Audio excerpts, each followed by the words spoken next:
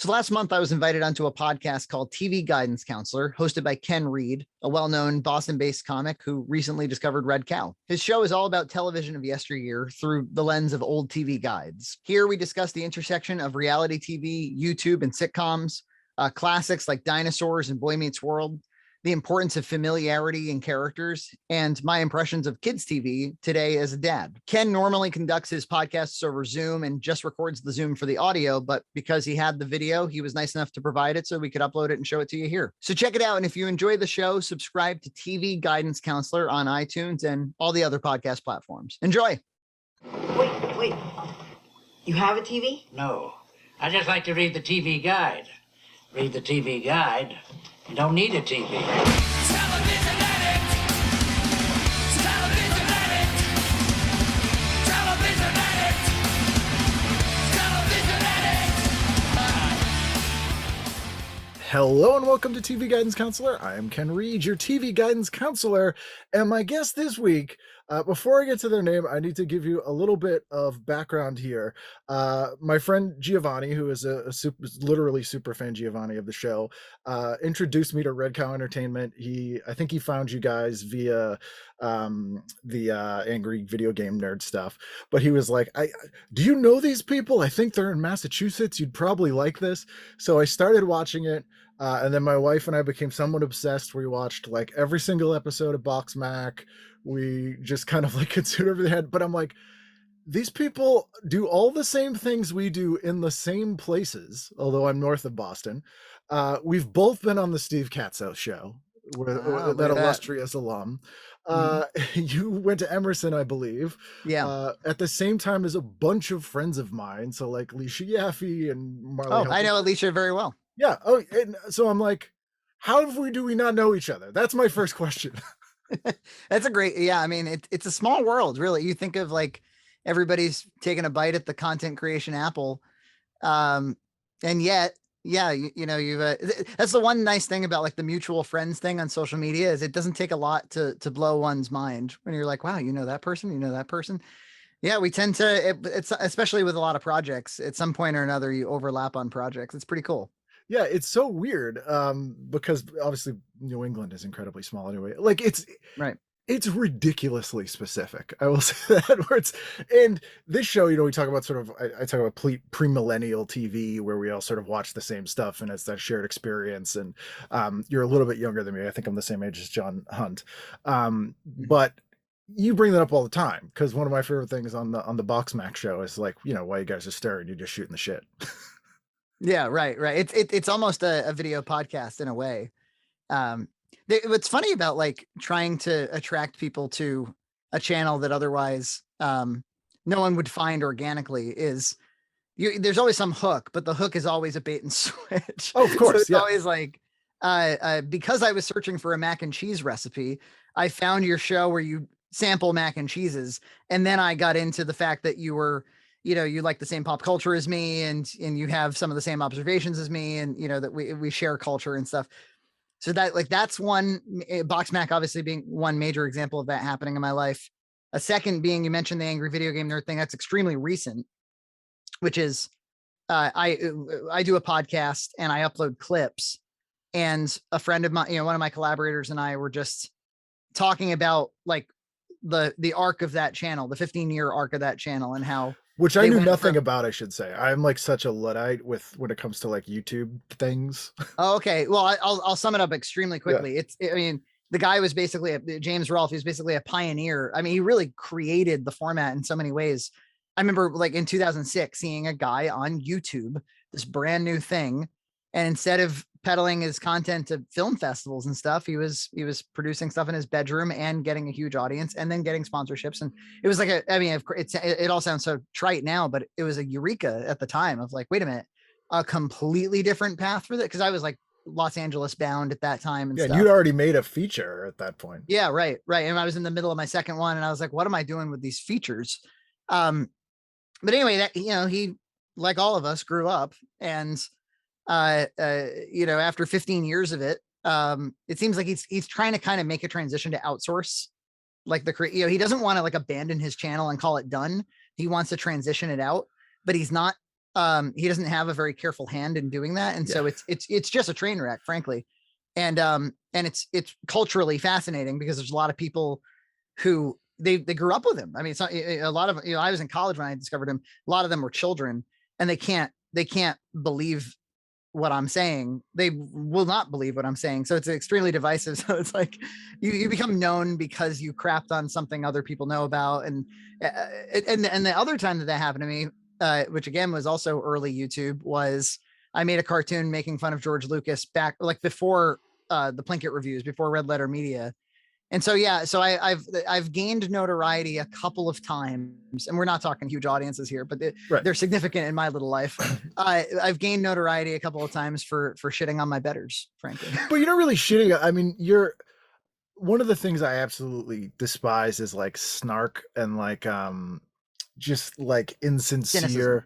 yeah, insincere cynicism. And I was a huge movie nerd and a huge movie fan. Like I actually been rewatching all the old Siskel and Eberts, which I used to watch all the time. Love them. And I appreciate them so much more now because even though I won't agree with them, and even though Siskel's just super horny all the time and makes weird comments, that have nothing to do with the movies. Like I've discovered almost every episode there'll be one movie where he's like, Roger, I wish this movie had more sexy girls and was about a guy who lived in Africa. And Roger will be like, but that's not this movie. Make your own movie. We go to commercial. Yeah, He's yeah. talking about just turning it into a porn. And he always is like, it really turned me on. And I'm like, what a weird. But deep eye contact with Ebert. even then, that still has a respectability of their understanding. It comes from a place of fandom of cinema, if not the film itself, or they point out things that they liked, and sometimes they don't give a film a fully great review because what the person was trying to accomplish didn't happen or whatever. But right, that's the way to do a thing instead of just like, worst fucking thing ever. This guy Yes. James Rolfe, what a fucking jerk. Fuck you, dude. Fight me. That's what I find myself conflicted on is these things tend to start off like where I just want to talk about content creation. I want to talk about things I find interesting, things I find artistically interesting. But the audience takes note of if you're like if some people, all they really care about is which side of the line do you fall on? Do you like him or don't you like him? And it's like, that's not really I'm not so much talking about James Rolfe as I am talking about like, what's the end game with these creative endeavors. And I'm getting to watch somebody's almost their entire revoir on YouTube, which is the first time we've ever gotten to see such a thing. Yeah, this shift sort of, I presume you, like me, having been a kid who grew up watching a lot of TV. Although here's where we diverge. Your parents seem relatively strict. Were they? Yeah. It took a while to, I mean, like R-rated. Can I tell you the first time I saw an R-rated movie? Oh yes, please do. It's ridiculous. I mean, like, in as much as it's really tepid. They were. So my parents weren't movie lovers. It's interesting. My dad is he's like half deaf, and so he experiences films very differently than I do. That's DEAF, not DEF. Yes, he's most deaf. Yeah, he has the flip shades. Yeah, exactly. So he's taken in everything visually, and he misses jokes and he misses nuance, and so he can't enjoy a film on the same level, which is also really interesting when showcasing my own work to him, where I'm kind of like looking at him like, did you get it? And he's like, nope. Yeah. Like this is all moving too quickly, but he will say, like, he will take note of production design. He'll take note of costume design, and I remember being really young, and he would say something like who thought, we watched like a Simpsons episode or something, and he'd be like, who thought of that? And I was like, what do you mean who thought? And he's like, oh, well, somebody, that joke was, did you hear what they said? Who thought of that? And it planted the idea that people make these things with you. Yeah. It didn't come from the sky, and that somebody that my dad might compliment was clever enough to have written that joke or whatever. But anyway, the point is they weren't movie lovers. They kind of had like a passing respect for it. Like I remember him being like, you should see Star Wars, like, so he was like, he knew enough that I should see Star Wars, but generally they just weren't. So when years later, when I said I should make a movie, they were supportive, but they didn't know what it meant. And it was like 2001. And so I didn't know what it meant either. But I remember they had to draw a line with content somewhere, and so I think they just used MPAA and we're like, no R-rated films. And my mom went back to get her bachelor's from Roger Williams University in Rhode Island, and she must have been in some, I think it was on a class about, because she was a nurse, about addiction or about alcoholism or something, and they made them watch Meg Ryan, When a Man Loves a Woman. and I remember it was going to be R-rated, and it was one of those situations where like she never would have taken the afternoon to watch a movie. That just never would have happened in my house. But like she was like, I have to sit and watch this, and my 4th grade son is going to be home, and it was kind of like, I guess you can watch the Meg Ryan alcoholism movie. And so that was my first ever R-rated movie. And I remember like, because I had never heard the F word in a film before. I don't think I had ever seen nudity. I remember there was only like 3 or 4 F-bombs, and each of them hit me hard. Yeah. Oh yeah, they have an impact. Yeah. And thankfully it was that movie, not Leaving Las Vegas. That's true. Yeah, I saw Leaving Las Vegas years later, and that's one of those movies that's almost like, that's like almost as impactful as like The Thing, or like that has like there's like true terror in that one. Yeah, that movie I put in the category of incredibly well done, never want to see again, which ER falls into for me. Like stuff where I'm just like, oh no, that's very high quality. I just never need to go through that again. Yeah. I think I remember being in college and like not feeling like I was just so excited to feel something when seeing a movie, because I was so into filmmaking, but now that I'm older, now I'm a dad. Yeah, there's like, hey, time is precious. Am I going to spend it watching something that causes me misery? I feel bad all the time anyway. So, yeah. I mean, that's one of my big problems with like the golden age of television, not the quality of TV now. I'm like, not everything has to be the worst possible things happening to the worst people. Yeah. Yeah, it's interesting, isn't it? That like we're compelled by misery.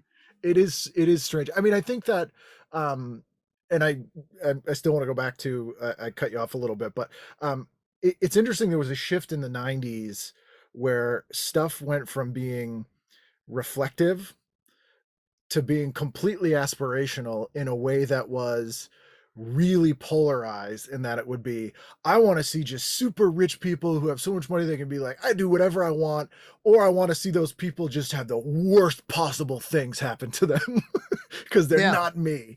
And it was bizarre. And that's, I'm a big sitcom fan, and we really saw blue collar sitcoms completely go away. I mean, Roseanne was one of the last ones. Race Under Fire was maybe the last one. But when you compare that to something like Two Broke Girls, which is ostensibly a blue collar sitcom, but is not at all. Yeah. It's a weird society shift where people, it's almost like what happened when Reagan got into power. People were like, no, we know everything's terrible. We don't want to be reminded of it. But in this instance, it's like, we don't want to be reminded of it. We want something so cartoonishly over the top that would probably never happen to us that it makes us feel better. Yeah, that's interesting.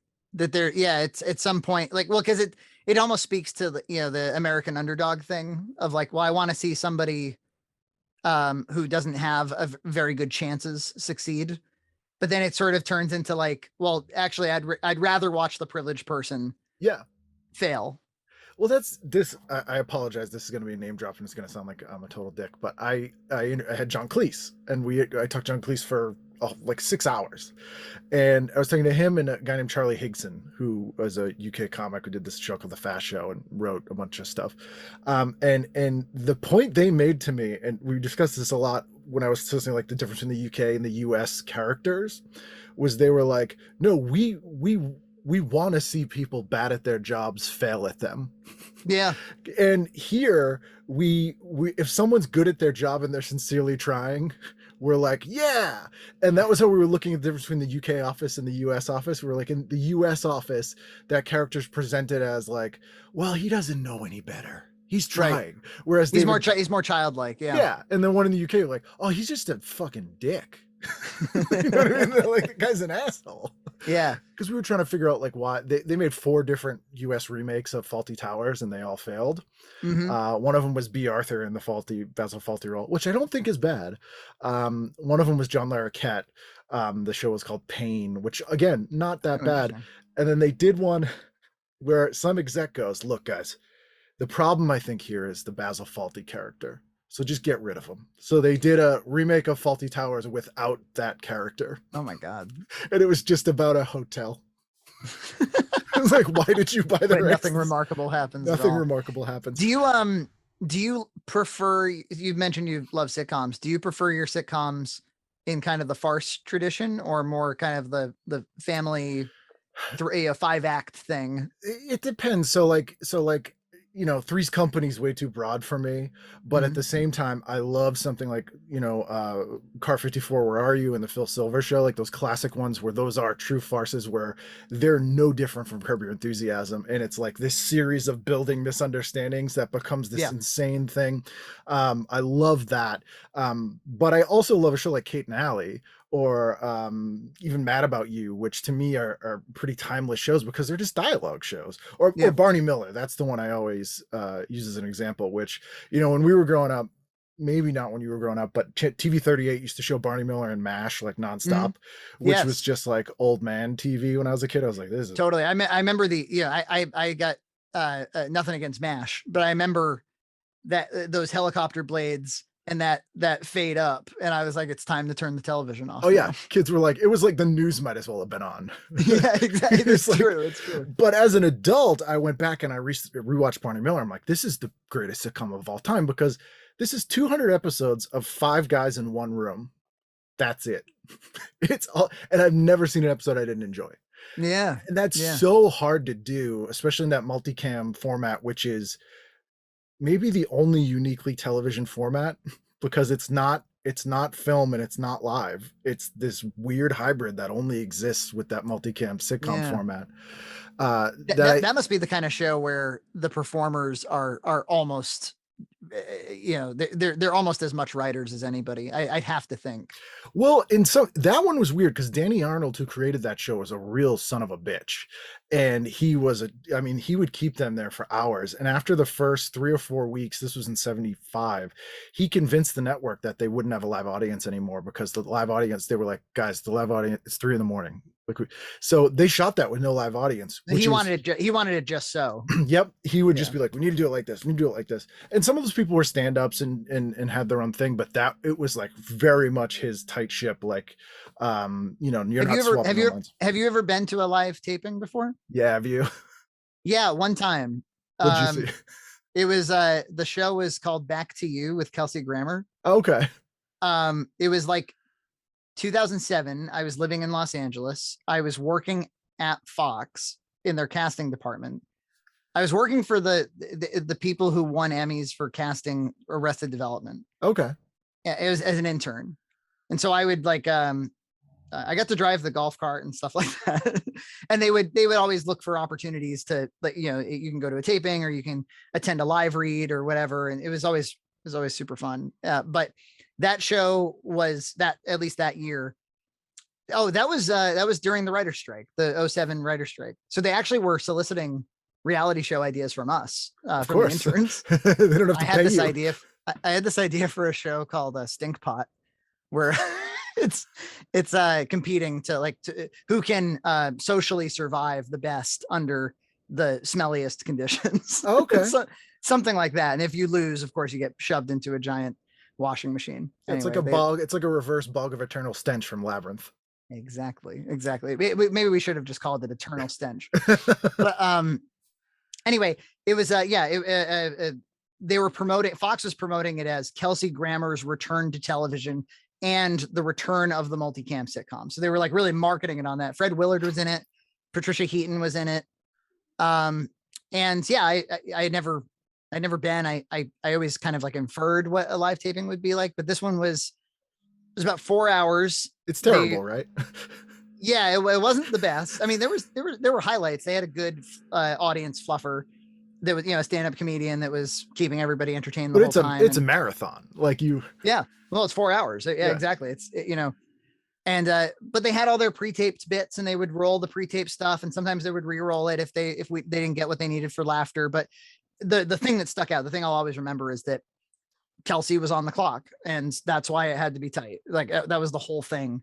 And,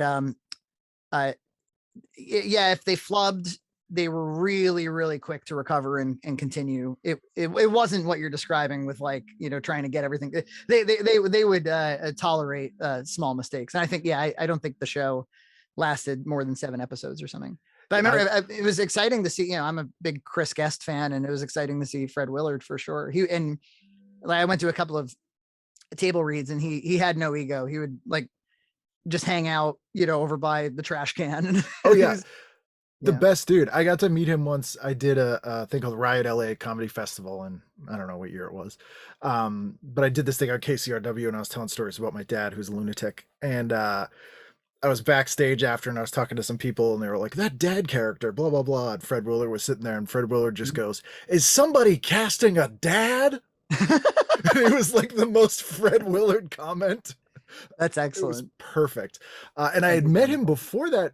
In Comedy Central used to have a show called Access America.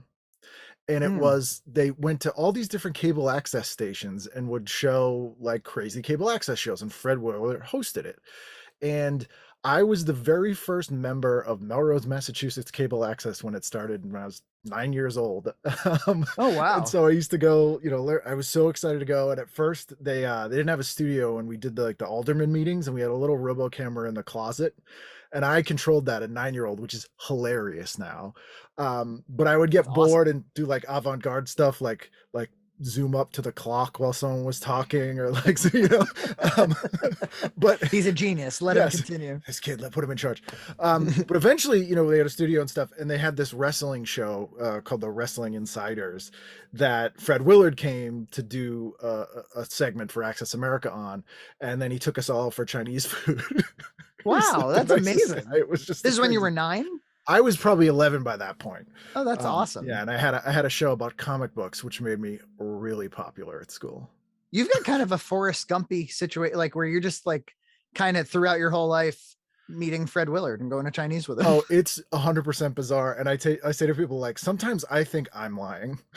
Like, if I didn't have, like, part of this show is like, if I didn't have audio, like proof of things, like, and it's funny too, because you work a day job. I've worked one forever, and I never tell people I did stand up. I never tell people I do this podcast. A few times I've had tweets go like crazy viral, which is the worst thing to ever happen. Yeah, it's horrifying, right? Like, yeah, if it gets a little bit of attention, you're kind of like, oh, how's this going to shake out? Oh yeah, and I was getting death threats nonstop. I got in a thing with Ann Coulter, and then it was ridiculous, and it was on Fox News and all this stuff. And then I got a thing with Joel Osteen, and my dad has the same name as me, and he saw it on Fox News, and he called me up. He's like, "What the hell are you doing? You're gonna get me killed." Oh my Not God. like, are you okay or anything? Yeah, right. Yeah, carrying the name. Yeah, but I've had people at like work be like, "Is this you?" And I'm like, "Yeah," and they're like, but I'll be in a meeting or something, and people were like just shooting the shit, and they'll start talking about like a celebrity that I know. And it's so weird because they'll be saying something wrong or whatever, and I can't be like, I know them and that's not true or whatever, because it sounds like you're such a fucking liar. Like, I would have to go for it. I mean, I suppose you would have to choose your battle. You'd have to be like, no, I'm not going to let you lie about Fred Willard. Yeah. Or whatever. There was a time where I've become friends with Tom Arnold. Oh, nice. And Tom's out of his mind in the best possible way, and he'll call me and just like rant about crazy stuff. You did used to travel, when we go out in LA, he'd be like, "Ken, buddy, let's go to Arnold's house. Guy's pool's awesome. He's got ponies in his house." Yeah. Like, but he called me once when I was at work, and people were like, "Who is that on the phone? They're really loud." I'm like, "It's Tom Arnold." Have you ever heard of Tom Arnold? That's who it was. He's told me stories before that he's one of the few people that I've had to be like, "Can you just give me a minute? I like am hurting laughing about this story." And when I don't know if I've told this on the air, I recorded an episode with him, which was great, but it was right before Michael Cohen was going to jail. And Tom's the guy that convinced Michael Cohen to flip on Trump. Yes, I remember. Tom didn't know Cohen. He just was like, "Trump's a real fucking dick." And this guy, so he flew to New York. He's like, "Hey, you got a daughter, man. You got to do the right," because Tom's super 12-step and like whatever. Right. So he convinced Cohen to go to jail, to flip on him. So this was like in April, and I was there on like a Friday, and Cohen was going to jail on the Monday. And I'm at Tom's house, and he's like, "Ken, buddy, Michael's got to know what he did and how it affected people he doesn't know. Let's get him on the phone." And I'm like, I don't think we need to do that. He's like, no, you got to tell him what he, and so he didn't end up doing it, but I'm like, that I should not be on the phone with Michael Cohen telling him what he did wrong. Like, what if my dad finds out? Yeah, I'm just some idiot here, you know? Yeah, I don't yeah, want to be implicated in this Tom Arnold world yes. politics craziness. Yes, it's a very weird, like, yeah, it is very Zelig, like it's like a real bizarre. There are just people I always say I have no business talking to. And like when I look at the list of guests on the show, sometimes like I think I was telling you that John Sayles was on recently. That's And amazing. John like was super excited to do the show, and then he like showed up and he had all these music cues and he was like did all this research. Wow. Like, Got why? a soundboard. Yeah, I'm like he literally did. He was like Yeah. he had theme songs, and so it's a very weird thing. But you know, to the point of the thing that you guys do, you know, we do these niche things and we do them because we like them. Like you guys make amazing quality stuff and you pump out a lot of stuff, but it's not your full-time gig. Right. Right. And- And there's freedom in that, which means, Yeah. you know, we just talked about the fact that there's like, we're almost afraid of exposure, you know, it's like, Yeah. Don't look at me. So yeah. So there's definitely the first few years on YouTube. I mean, obviously going way back, the goal of course was to be as successful as possible. And then when being on YouTube, it's like, I guess the default goal is, well, wouldn't it be great to make a career out of this or something? And then after a few years, you know, if you can establish a fan base of 2,000 people and they're all really highly engaged, they're all kind of alpha viewers. And that's kind of the end of it. And they're just willing to go where you want to go. I don't know. It's like, it's kind of the most joyous thing possible. Yeah, everything's microcasting now, and that's not a bad thing. Like, I think that it's because for years I thought, you know, I missed that shared experience thing. Like, you know, if you and I had never met, we could be talking about Punky Brewster right now, like we watched it together. Right. And I was like, exactly. generations missing something. But then I kind of realized that they don't need that necessarily anymore, because everyone has these niches that they're sort of micro audiences, which makes for a lot of garbage, but a lot of good stuff too. And the ability to say no to things is what makes us able to do better stuff. Like that was, you know, as a stand-up, having, you know, when all my friends did it full time and I kept my day job, it meant I didn't have to do like, you know, some guy's 50th birthday party or, you know, Exactly. It's yeah, you get to kind of, I remember something that always stuck with me talking about the UK office was that Ricky Gervais didn't have any success until his 40s. And that just always struck me that Stephen Merchant was much younger than him. He would talk about how there was a lot of, they were really empowered creatively by the fact that Ricky didn't give a damn. Yeah. You know, he was always in a take it or leave it position. He wasn't afraid of failure because he had resigned himself to the life he had been previously living, which is creatively a very cool spot to be in. Yeah, I mean, he was a writer and had already been through the music field. Actually, this will also sound like a made-up story. I went to school at Goldsmiths University in London, and the second or third night I was there in 2001, Ricky Gervais did stand-up there, and it was like his second time doing stand-up, because he didn't start as a stand-up, he was a writer, and then once The Office took off, he started doing stand-up. Which so this is after The Office. It was while it was kind of on. Okay, yeah. But I didn't know if he looked like his Shauna dancing persona. No, he was not all new romantic at this point. He was pudgy David Brent. But you know, it was kind of like you and I were talking before we were recording about John Lovitz and some of those guys. Those guys never started as stand-ups. And then after their in front of the camera careers are over, for some strange reason, they're like, I'm gonna enter the lucrative and satisfying world of stand-up comedy, which is not a thing. But do you think it's a status thing? Like if I can't call myself a comedian until I have wrapped my arms around stand up a little bit? No, it's definitely not. Cause some people maybe like Michael Ian Black's a friend, and he's a guy who didn't do stand up till 10 years ago. But was very famous for comedy. And so he, and I've done shows with him throughout the years and seen him become a stand-up comedian. And like a guy like that, I'm like, yes, that he's like, I want to do this part of comedy. But then there are people who, Jeremy Piven, or you know, people who are just like getting by on, they want to basically do a meet and greet at a Comic-Con, but don't want to do that, so they book a stand-up gig. Oh, interesting. Interesting. And they just kind of get by on like the shows I did with Lovitz was Tim Meadows and Chris Kattan were also on them. Tim Meadows started as a stand-up. He had an act. Chris Kattan had no act. Like he literally went up and was like, one time I was on SNL and The Rock did this. And it was like, that's not an act. Like, it's like I'm not. confident I can just tell you stories and that'll captivate the audience. Yeah, I need no charm here. And I think that I think they look at it as a quick paycheck more than anything else, because they're like, I'll just go do this weekend and whatever. But it's not sustainable. And what you're saying about like they kind of just want an audience, but sort of one-way communication. That I could see that too. Yeah, and it's weird too. I mean, that's a whole other thing too with like sketch people doing stand-up, because those are couldn't be more different. And you know, even people who are in the groundlings and stuff like that, like that's not like Lovitz is very funny, but I realize he's not generating his own stuff.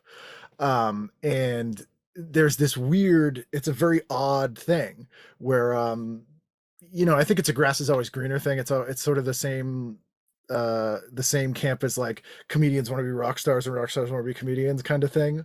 Yeah. Like again, and I apologize for a name drop. The longer I do this show, the more name drops it is, and I hate myself. Bring it on. But I had Joel Hodgson on, and Joel was talking about, he was on SNL. This is when SNL would have like a comedian on, like, which they used to do for the first 10 years. And he goes, we were talking about Joe Piscopo and how just awful he is.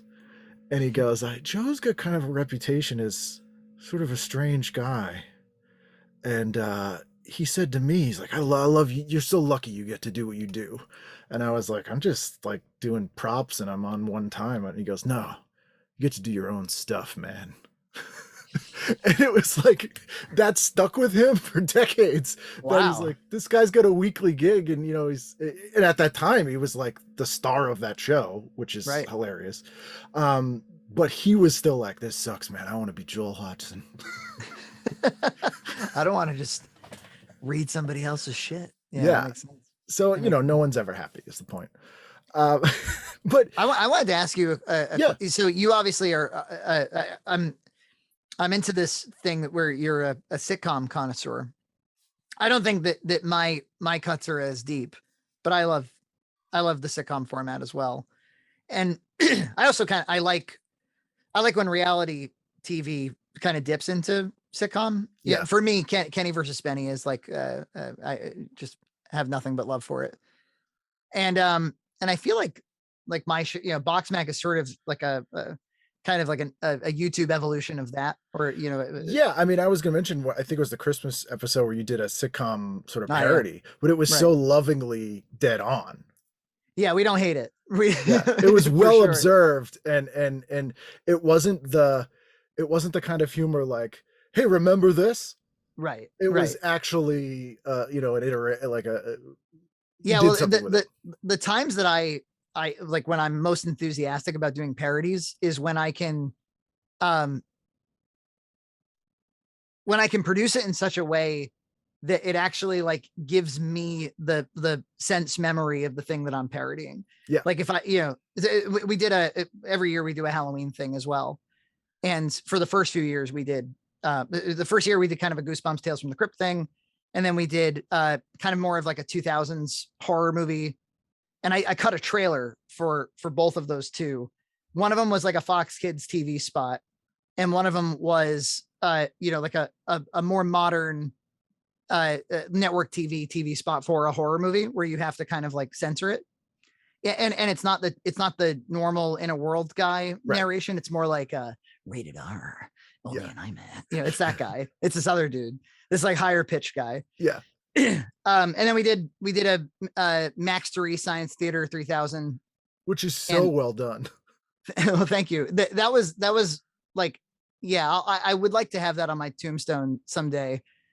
A quick funny story about that is we had done these 2 Halloween shows. We had set a precedent for like, hey, we always try to produce something special around Halloween time. I had just, my wife had just had our daughter, 2017. In August. October was coming up, and I was like, I gotta make a Halloween show. How am I supposed to do? Like for anybody who's been through having a child, like your life is like in tatters for like 7 You months don't for sleep. sure. Yeah, there's no sleep at all, and like everything is like it's like body horror for like a good long while, and there's no such thing as privacy, and you have like the 24-hour.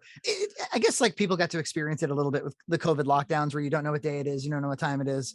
You're kind of locked in that situation for a while. That's why when people say like it gets harder when kids get older, like you're full of shit. It gets way easier. Like for the first year is a very unique experience. Yes, there are unique challenges later, but that first year is really tough. But anyway, I know children would be like, you can leave them alone for some time later. yeah, no, it's nowadays like I can ask my kid like, do you want to do this or this, and she'll answer. And she's very funny. Like she's one of my favorite things in the like oh, that nice. kid. When you were talking about your kid having a fake boss that really rides her, that was comedic genius. That kid, dude, she is since she was a baby. I was like, this kid's got a sense of humor. This kid's down to play. She's got this thing recently where she suddenly it's really weird, and I think she's going to quickly grow out of it, but she'll remember a toy and she'll go, where's whatever it is, a doll or whatever, and I'll be like, oh, I don't know, I think it's maybe, and she'll go, oh god, I'm nervous, and she'll get really nervous about where it is, and then she'll vomit, and it's very disorienting. It's a good gag. Like, she basically was like, she has like a Kevin McAllister's mom reaction of like, I left it at fucking home. Right. It's like an object permanence panic. Yeah. And I think she, now she's like, I watch her do like cognitive behavioral therapy where she'd be like, well, it couldn't have gone far. The last time we saw it was in the house. Yeah. So she's kind of like starting to talk herself down, but yeah, she went through some little intellectual growth where she knows what the stakes of losing something is, and it panics her.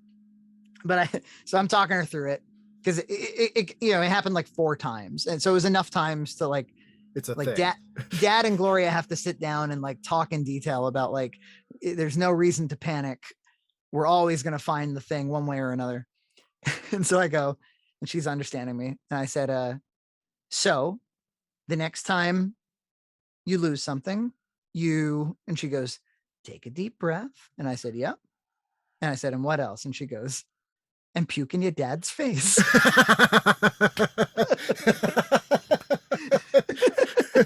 She like didn't miss a beat, man. That weirdly reminds me, the movie Parenthood, the Steve Martin movie? Yes. My favorite line in that whole movie is when the kid's feeling sick and he goes, you feel like you're going to throw up? And her reaction, she goes, okay. Blah! Like he asked her to do it. And it's so much funnier with the okay. Because there's like a beat of misunderstanding. Yes. You're like, I don't know what you're asking, but here it is. Yeah. Why don't you throw up for me? Yeah. So the sitcom, the Mystery Science Theater, which, have any of the guys from Mystery Science Theater ever told you they've seen it? No, there's some Mystery Science Theater Twitter handle that what they do, they track DIY versions of Mystery Science Theater, and they like, which fascinated me. I was like, that's a really cool thing to dedicate your life to. Yeah. And a number of people reached out to, the Netflix Patton Oswalt one, trying to be like, hey, these guys did it better. The Boxmat guys did it better than, or more faithfully or something, but they never, I tried to get their attention a few times, but they never bit. I got you on that one. I'll get well, yes. This is why I need Forrest Gump. I've had every cast member of MST3K on the show except for J. Elvis Weinstein. I adore them all, man. They're great. I mean, it's just such a good show. But so I'm trapped in Parenthood, and I'm like, we got to throw this show together at some point. I'm trying to think. What I'm doing is I'm like trying to come up with some way to like, hey, is there a way that like John or one of our other friends could do the normal? Because normally I carry a lot of the load, and we had our friend Matt is resourceful and creative, and something of an artist, and I was like, oh, Matt loves kind of like cardboard craftsmanship and stuff, and I was like, yeah, maybe it's just Mystery Science Theater, and I don't know, we'll do a quick little sketch, and then we'll react to some commercials, and that'll be the whole Halloween special. And like, I'll just get through it that way. So basically it was like, I'm just trying to get through this show. Yeah. And instead, of course, he comes back with all this amazing stuff. Yeah. And we ended up doing a long day of shooting. Especially, the thing that's like quickest on screen, but took the most effort, was he made those little dioramas where we did which the are zoom in. perfect. Yeah, it was so damn creative, and he deserves so much credit. And then it was a blast to do the shadow commentary and stuff, and very easy to achieve too. And yeah, I look back on that thing and I'm like, that's just so that was so much fun. It was so much fun.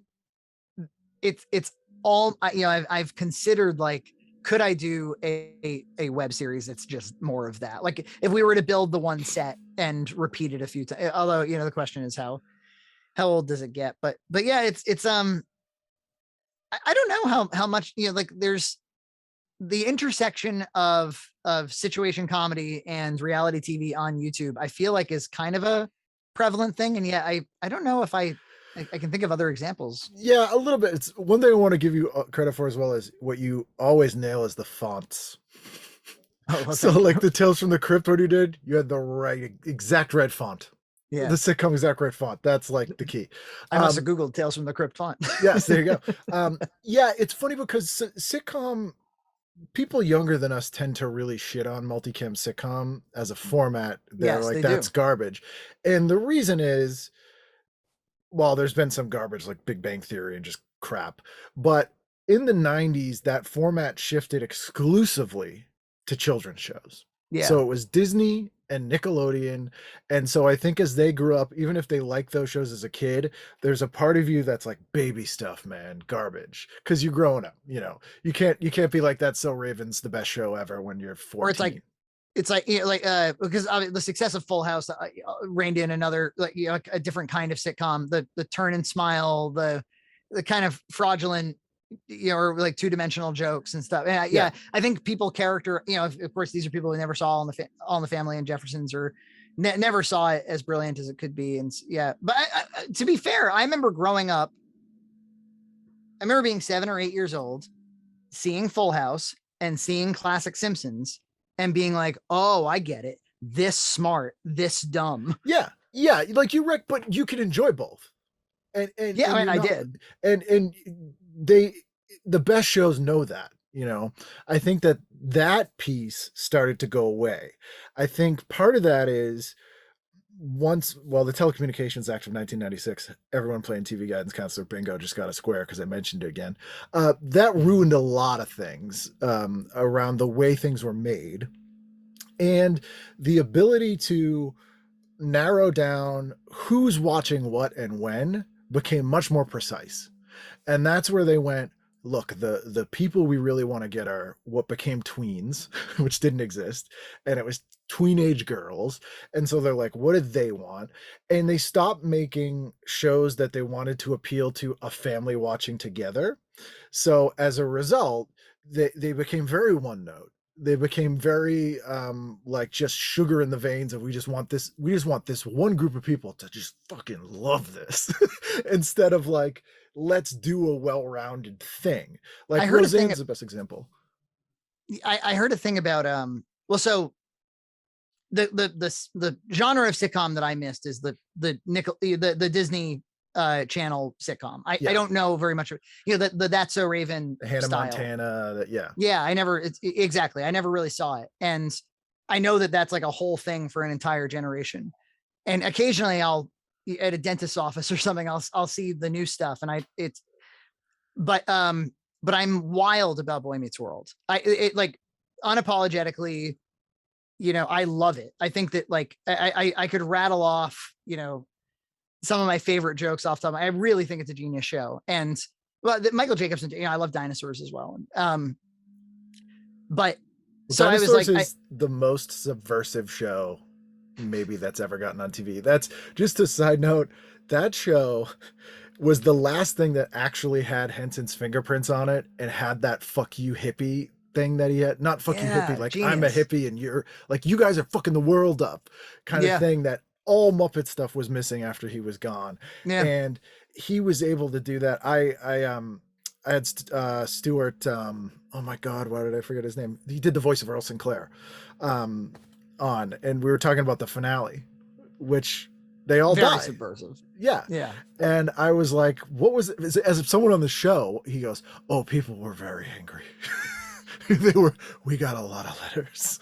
I remember seeing it as a child and thinking that Stuart I Penkin. had like I thought I had a bad dream or something like that. Nothing of the kind had ever happened. Like I remember being confused or like, oh, that wasn't the real ending where they all died, where the baby said, what's going to happen next? And then he was dead. He goes, yeah, I think the last line in the show is, Daddy, are we going to die? It's And something like, he's like, I don't know, son. It's yeah, like the probably. yeah. Boy Meets World has that vibe. I got a little out of it later when it became kind of a weird Friends knockoff. Oh, season 7 and 8, Yeah. or 6 and 7, the college years, I have no interest in. I have Not no canon. purchase with, as John would say. Yeah. But for me, the sweet spot is seasons 2, 3, and 4. The sort of like it's they're the high school years, but they enroll in high school in the 7th grade, which isn't terribly uncommon, except they do skip, like they go from 7th grade to like 10th grade in one season.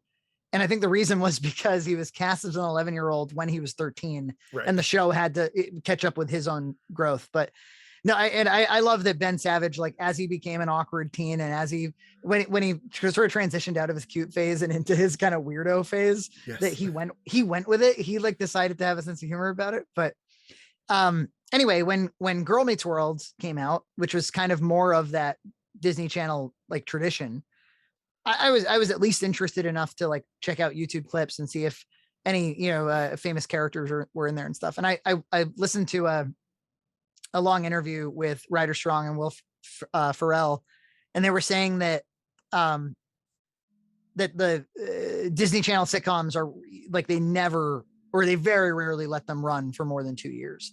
Like it's all about capturing the kids that are watching at that point in time when they're growing, so that you don't have the Ben Savage problem where like it doesn't age properly. So they're, I guess strategically they kind of give these things shelf lives. Yeah, it's interesting. I worked at Cartoon Network for a while, and the model that shocked me was they said no show should go more than 4 seasons. Mm-hmm. And their idea was 4 years in the life of a kid is a complete turnover. And so if you're a kid and a show is 4 years old, it's not your show, it's people older than you's show. And so even if it's still getting huge ratings, they're like, we'll lose our demographic. We need to constantly shift to keep the same demographic who's moving up. Yes. And which was really interesting to me and made the Netflix model make more sense to me, where Netflix is like, every single person subscribed to Netflix could watch a show and we'll cancel it, because that's not what we want. We want new people to sign up, forget they signed up, and just keep paying $7 a month. So we need new stuff. We're a treadmill. Yeah, exactly. Yeah. And that was, I was like, I get that. I don't like it, but I get it, because it's not about making the show. But then at the same time, even the best TV really only exists to show us commercials. And so the fact that there are amazing shows is kind of despite everything. Especially with sitcoms, especially with US sitcoms, which are so made by committee. But yeah, Boy Meets World is, now that you mention it, is sort of a weird transitional show of, if I look at something like Head of the Class, which I actually really like, and then something like what I've seen of iCarly or something, that's sort of the bridge, And I miss it because, again, Ryder Strong was saying that like he remembers the network talking about like, this is a family show. The idea is that the whole family can watch this and everybody reasonably enjoys it. It's sort of like like a 4-quadrant film. Yeah. And there's probably good,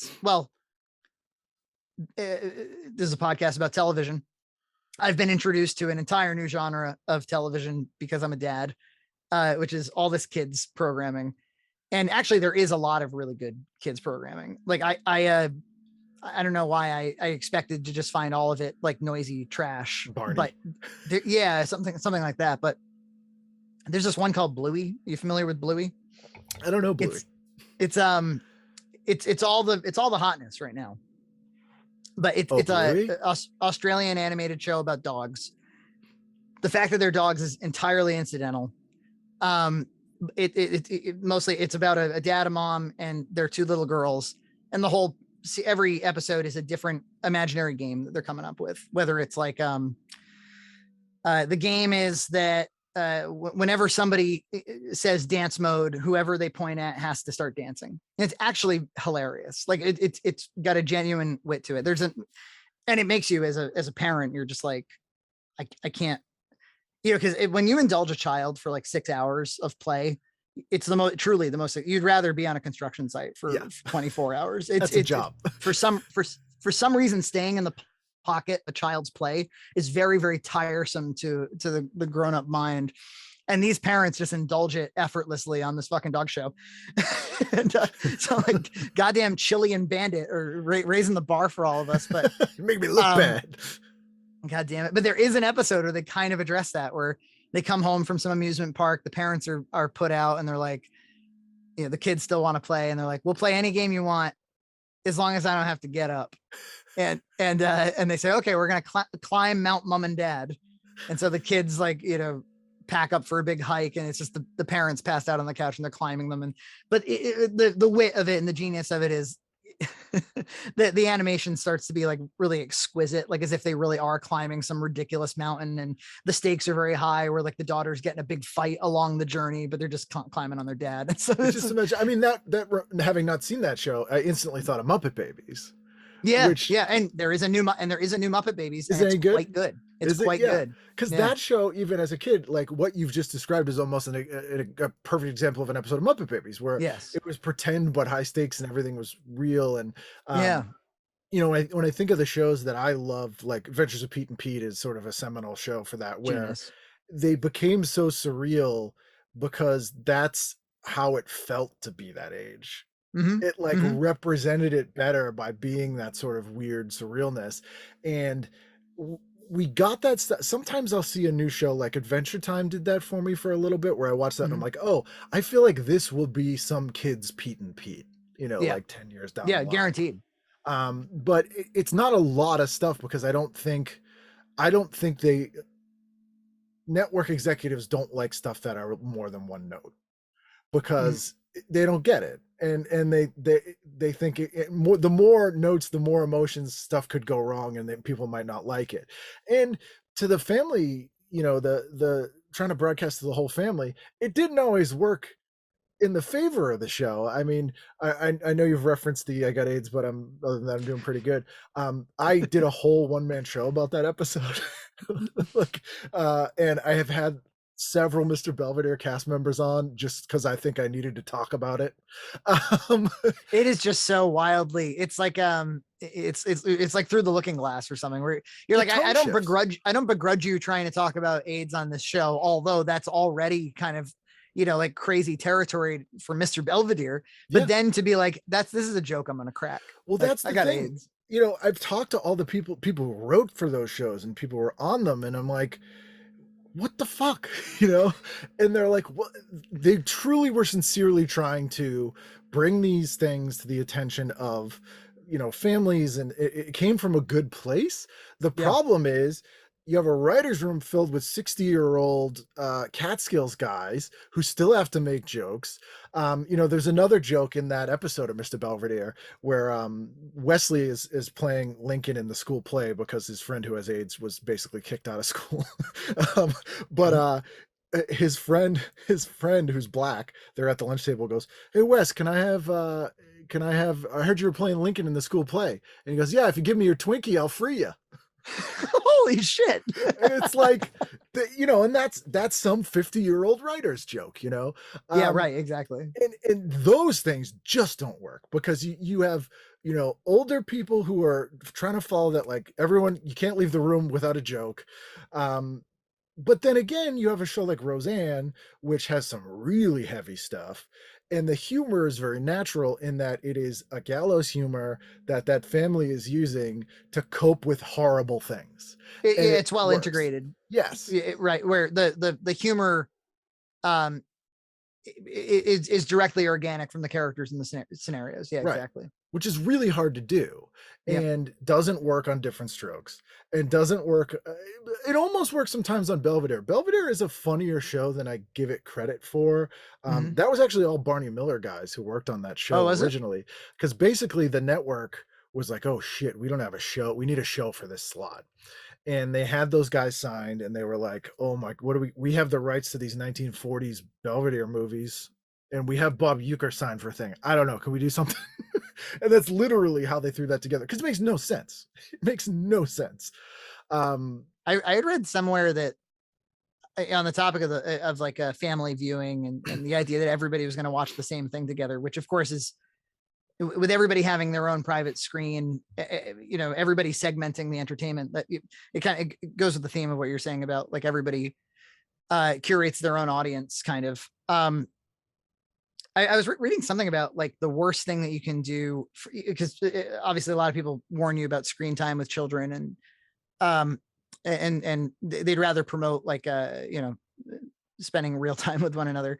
Yeah. But they say the worst thing you can do is put the adult show on the living room TV while the kid is in the room, and not just for obviously for the content, but like just that shuts them off entirely. Whereas I find if we like make we frequently will do a movie night where we'll pop on, whether it's something that, she's really into Alvin and the Chipmunks, like the original 80s Alvin and the Chipmunks, which I've learned a lot about the creators of Alvin and the Chipmunks. Do not show her the Halloween episode.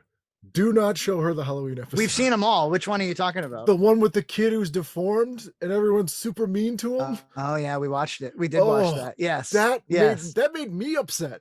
It I was crying. It was really upsetting. And they did obviously Alvin and Chipmunks is created by, the original was created by Ross Bagdasarian. His only idea was, let's speed up these voices. Yep. Maybe it'll be funny. We'll sing Witch Doctor.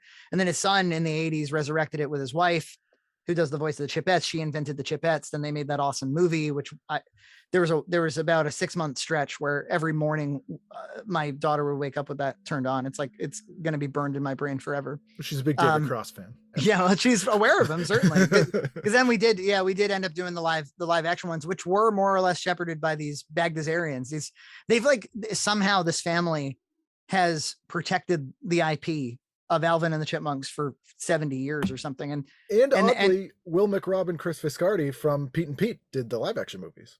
Oh, is that right? He directed them? I think they wrote the scripts. They're involved in some way. Yeah. But there's now a Nickelodeon show called Alvin and the Chipmunks, and it's the same creative team from 40 years ago, the same people. It's just like an extension of that same show. It's kind of fascinating. But she gets a ton out of our interactions where we sit down, we watch one of her movies, or even if we introduce something from like I've watched Power Rangers with her and stuff, and she enjoys that.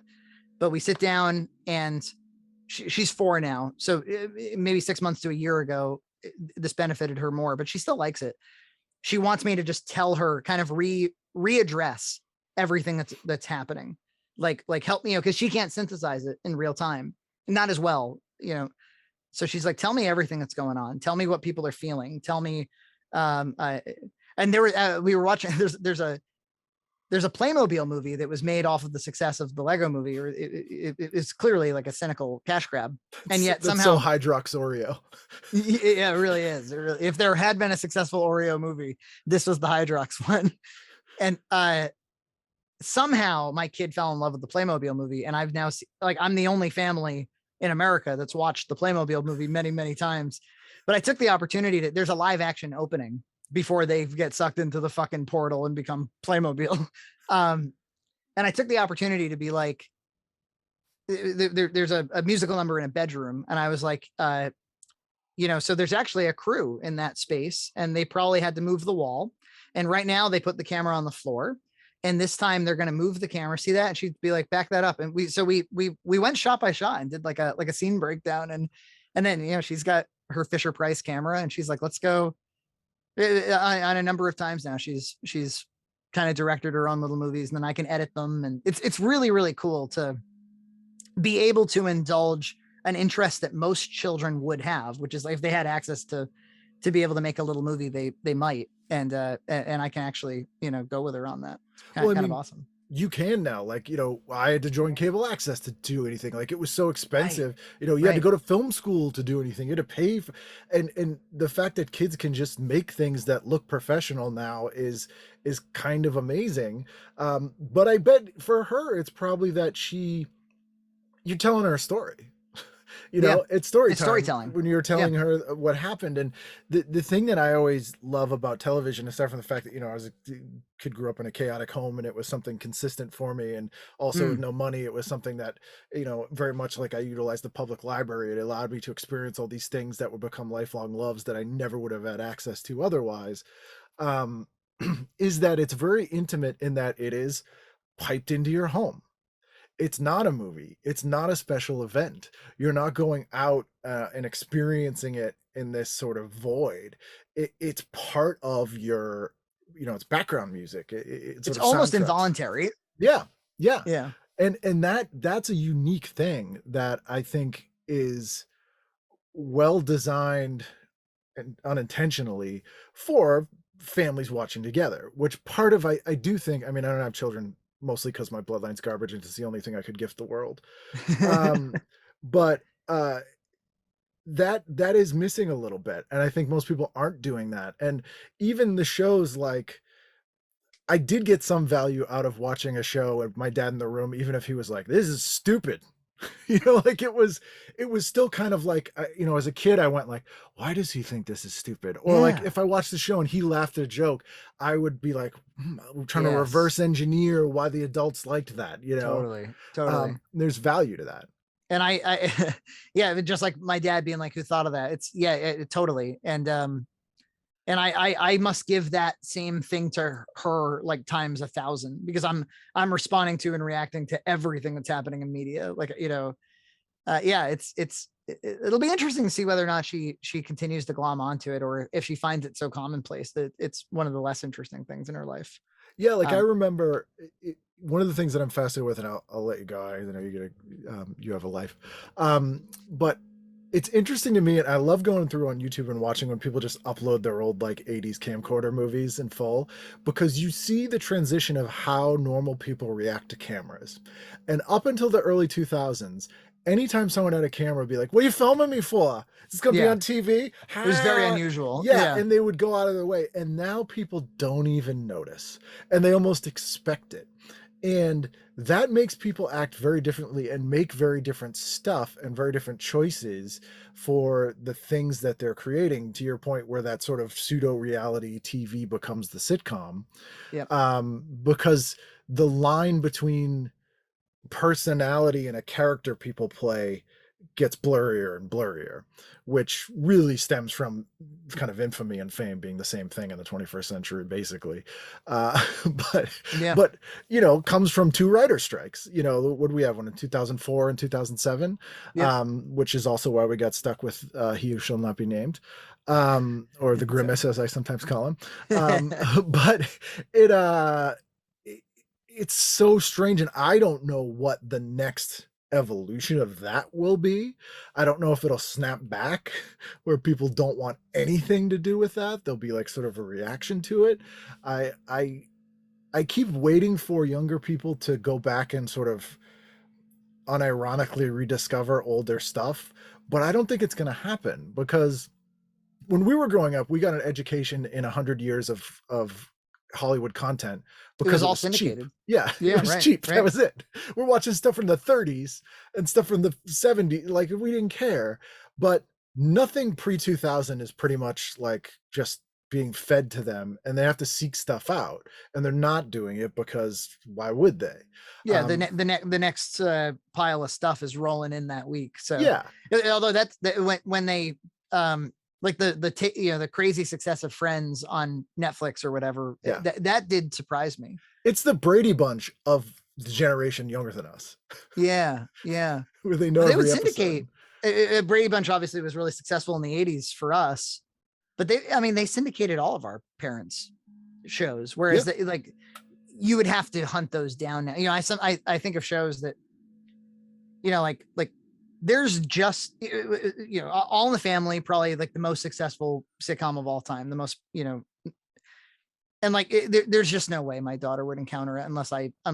was like, we're gonna watch this now. Cheers, Yeah, right. even Seinfeld or something like that. Right. Because Massive success. not really syndicated. Like the things that get syndicated now are Friends and like variations of Law and Order. That's it. What do you think it is with your television education? What do you think it is about Friends? What is it? I've wondered that because I didn't really care for Friends when it was on. I mean, I'm like, Yeah. it's okay. I think that it's very aspirational, and it's not timeless. it's not timeless. That's, I think, a big part of it. Like, part of the Yeah. reason the Brady Bunch worked for us was because it was so indicative of a time we weren't around during. And so it felt kind of cool to be in this world. And I think That's part of the it. intrigue. Yeah. Where they're Yeah. like, oh my God, I'm into the 90s, Yeah. And I think that's part of it. And it's just, it's consistent. Like that show, which is one of the reasons I didn't like it. It's very samey. Right. And it has the same problem Boy Meets World did after a while, where you're like, everyone's dated each other who isn't related. We're kind of out of couples because they don't. I remember True Blood having that issue of like the first season was all about like there's like a couple of vampires, and that's in a otherwise normal town. That's incredible. And then as the show evolved, they had to kind of give everybody a superpower, and before long, like the show's not interesting anymore because you don't have any fish out of water anymore. Yeah, and I mean, I have a theory that, and it's not quite as accurate now, but any show that goes more than 5 seasons gets weird. Because they're just like, I don't know, they just get bizarre. Newhart's a great example. The last 3 seasons of Newhart are insane. Yeah. And Friends didn't really do that. It's the other thing is, like, the later seasons became so stunt heavy with like Brad Pitt makes a cameo and this person makes a cameo. It becomes this sort of cavalcade of, hey, remember the 90s in a way. Yeah. That I think the time capsule piece is why they like it. But that makes sense. I really don't know. And again, I name drop her story. I'm sorry. Molly Hagan is a friend of mine who's a great actress. She's been in a ton of things. You've seen her. She's in Election, and she's on Walker. She's just super cool. And she was in a couple episodes of Friends, I think. And she was shooting a movie up here. So my wife and I went out to eat with her, and we were at Sweet Cheeks down in Kenmore Square. Excellent biscuits. Yes. And the waitress was like, do I know you from somewhere? And she's like, oh, I don't know, and this girl was like, you were, and names the character in the episode that she was in Friends.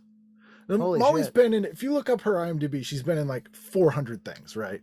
And I was like, does that happen all the time? She's like, yeah, like younger people, they know exactly the Friends thing. Like, they recognize people from that. And I'm like, I guess that would be true of, like, say, the Brady Bunch for us. Like, if there was some incident, someone who was in one episode, we'd be like, you were the person in that one episode of the Brady Bunch. There's something to be said for cozy viewing. We all have our cozy shows. And I made obviously films before I made episodic stuff on YouTube, but I've had enough people over the years tell me that Boxmack and Junt's Cart and some of our shows are there and their spouses cozy viewing or whatever. And I gotta tell you, it may be one of the highest compliments I've ever received. It's like, wow, I'm like, I never anticipated that I would be part of a living room experience like that. Like, it's part, when the chores are done, when we're before bed, during our favorite meal of the day, we decide to spend time with you guys. Like, that's pretty incredible. Yeah, we unwind. My wife does that. She loves it, and I watch it with her, and it's almost the way people. That's the other thing that television does, and I put, say, Boxback in that category, and that the consistency of the personalities. You go, they're always going to be there.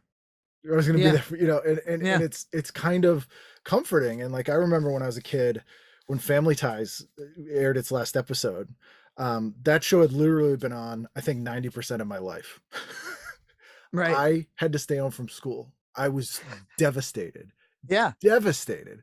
Yeah. And it sounds silly now, but I'm like, no, but that makes sense. Like, I saw these people every week, it's like leaving your school system or something. Yeah. Right. It was a real marker change. So I think anything you can keep that's like that consistent and consistently, the tone is consistent, not like it's the same gags over and over again. Right. Because it's not repetitive.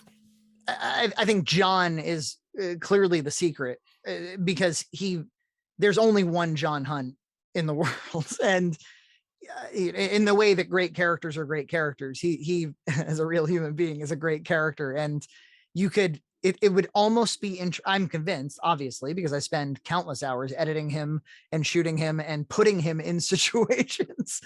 But I'm convinced that you could watch this dude do anything from shopping to gardening to cleaning his house or whatever. And it will all, like, his running commentary, the way that he sees the world, will always be not only entertaining and interesting, but somehow comforting, because he exudes a kindness and a good humoredness and a certain like assuredness in who he knows who he is, you know. And yeah, it's a sincerity that I think missing from a lot of things.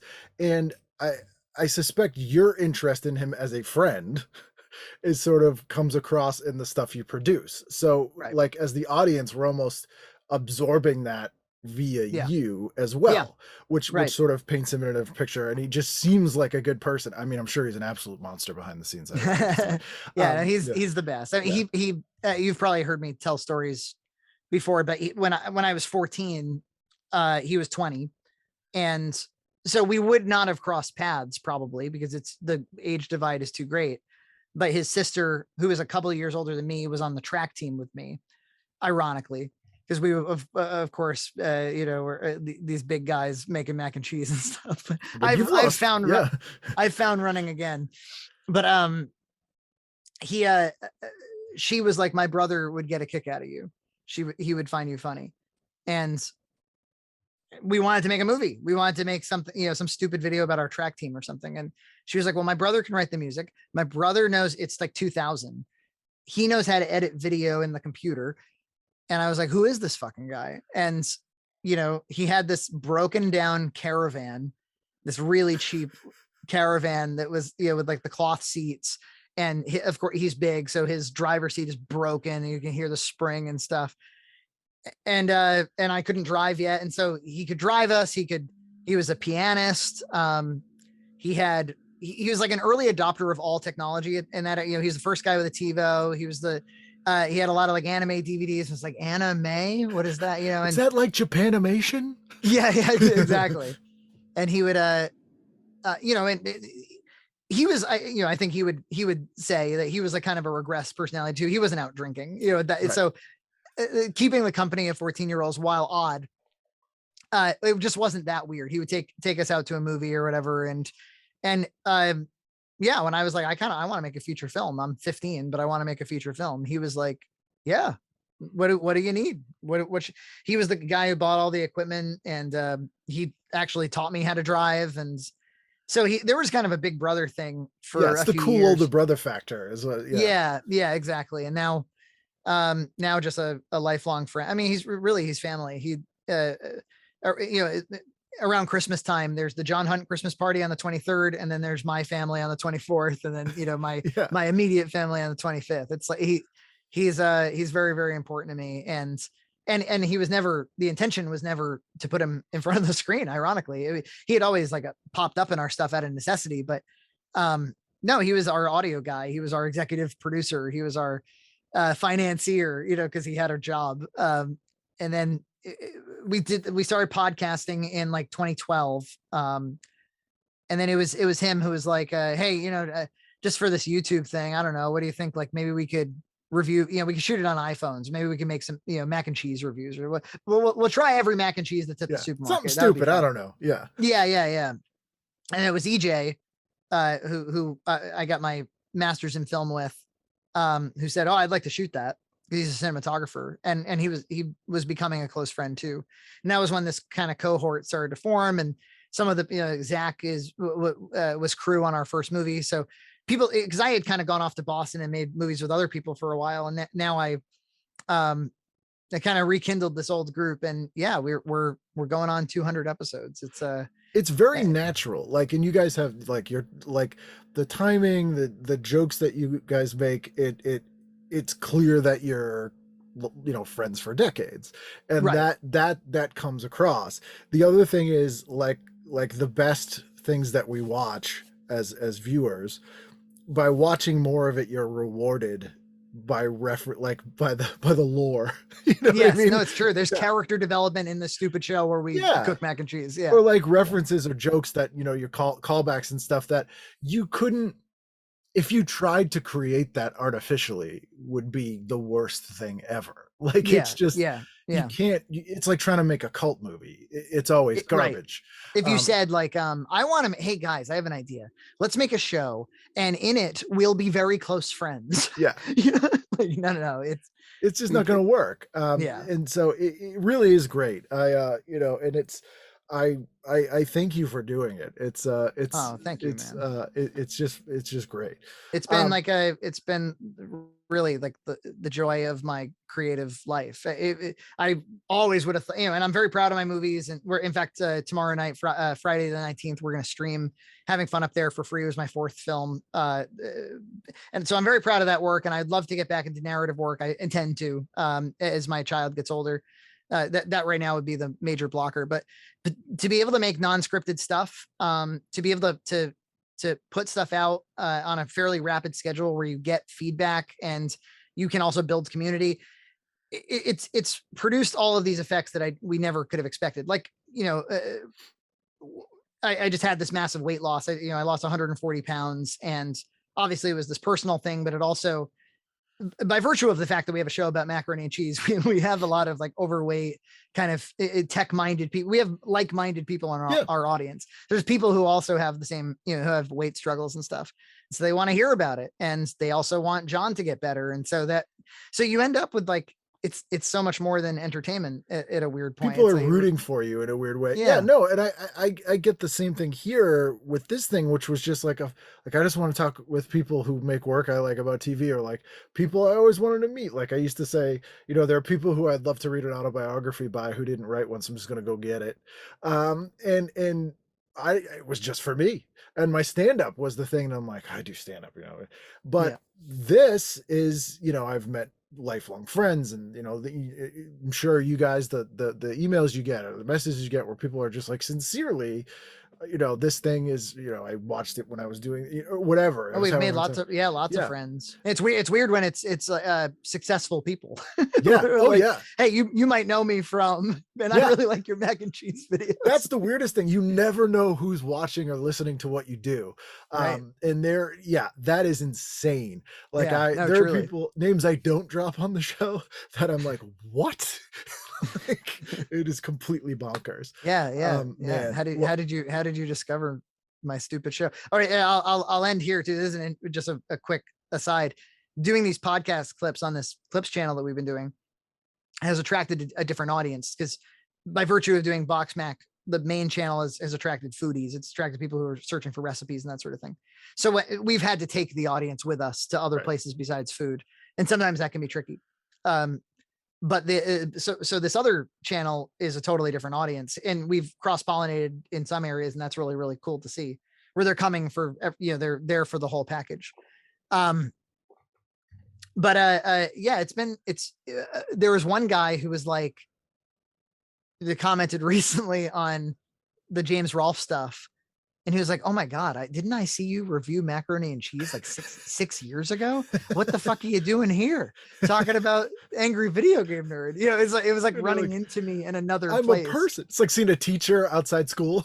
Yeah. Like I just said, hey, how's it going? It's me again. You go to the driving range and you also teach English? Exactly. You never mentioned James Rolfe on the Mac and Cheese Show. How is he related? Well, thank you so much for doing this. Like, I'm so glad that we got to chat. Like I said, I'm shocked that we hadn't met. I still don't know how that happened. Yeah, I'm sure there's still a lot of other like we could trade names probably all day. Oh yeah. We just start listening Emerson people. Yeah, we're right. I mean, I'll tell you, my big ones, my closest friends from Emerson were Jake Emanuel and Willie Block, who now are they've got their podcast empire, and they're on to really exciting things as well. And Adam Genovese is their their manager. Yeah, we all knew each other. Of I course, know Alicia Genevizian was well, part yeah. of that too. Yeah, Genevizian, Nat Townsend, Alicia Yaffe, Harris How did- Whittles. How all did those we guys. not meet? This is Yeah, very bizarre. it's very bizarre. That's the next 12-part true crime podcast someone should do, is how we've never How met. did they not meet? They were in the same room on June 15th, 2018. They missed each other by 2 minutes. It took a podcast. Thank you so much. Thank you, man. That's super fun. Thanks for having me on.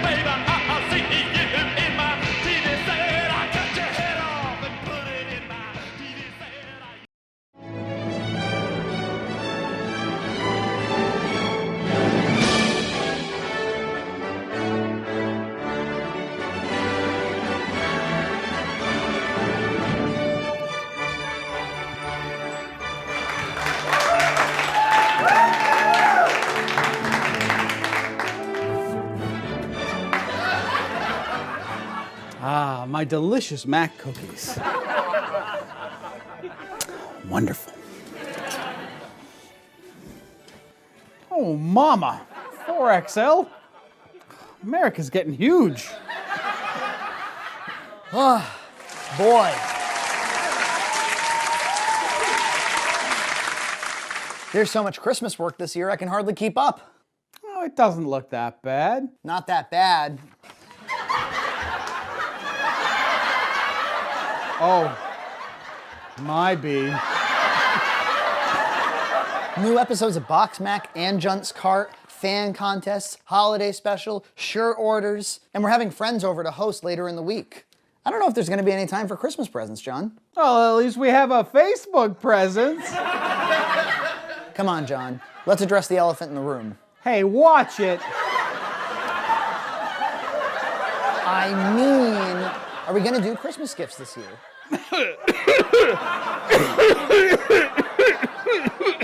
Oh, I get it. You've already gotten me my gift, haven't you? Huh? I don't know what you're talking about. Always playing it close to the chest. You're on, John Hunt. Oh, noodle. What am I gonna do? Now Frankie thinks I'm gonna get in this big Christmas surprise. Oh, these Chris Mac cookies are giving me the vapors. You might barely know me, and I only kinda know you. You were dumped by your only girlfriend, and you don't know what to do. I'll be your friend, but I'm awful busy. I've got a job and a wife and a life. It's okay that you're on the spectrum, but my time is just a little tight. Hey! Box Mac, your parents cut you off. Box Mac, you were fired from Stop and Shop. Look, I'm sorry, I can't always respond right away. I can't always just text you back. But one thing, baby, you will always know is which is the better Box Mac. Box Mac. The Box Mac Holiday Special will return after this.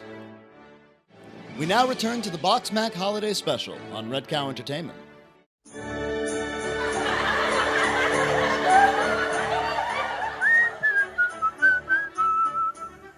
I still don't know what I'm gonna get John for Christmas. I wonder if my little friend Gray might know what I should get him. Hello, is this Gray? Yeah. What should I get John for Christmas this year? A mac and cheese. So that's kind of, he has mac and cheese all year, and he has a lot of boxes in his kitchen, so I'm really trying to think of something more special than mac and cheese. Yeah, what about you buy him a folk piano? So get him like a fart piano? Yeah. What about you buy him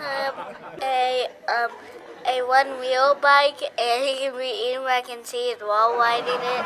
Okay, well, you have yourself a Merry Christmas. Okay. Fart piano, little bike with which he can eat mac and cheese on. Good ideas.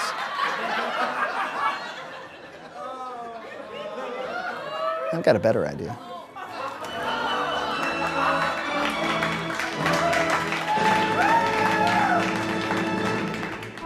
The Star Wars Holiday Special will return. The Box Mac Holiday Special now returns. Brought to you by Benny's, I don't know what they sell, but this is it.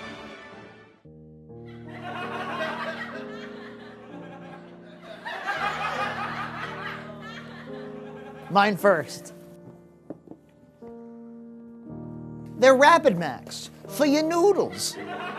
Oh, Frankie, they're beautiful, but... I know they're a little rich for our blood, but sacrifices need to be made for the perfect gift. Now let's see what's inside mine, huh?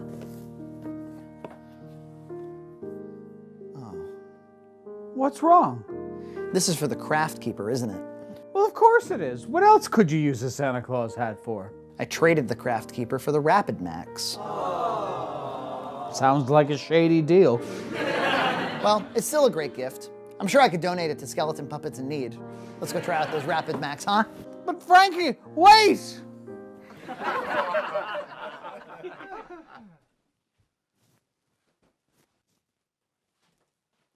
What happened to the Hall of Max? I'm cheap, Frankie. I couldn't justify keeping all the box Max if I was going to buy you a Santa Claus hat for Christmas. That doesn't make any sense, John. Well, Frankie, why did you trade the craft keeper for Rapid Max? I already have 2 Rapid Max. How many Rapid Max does a man need? Huh.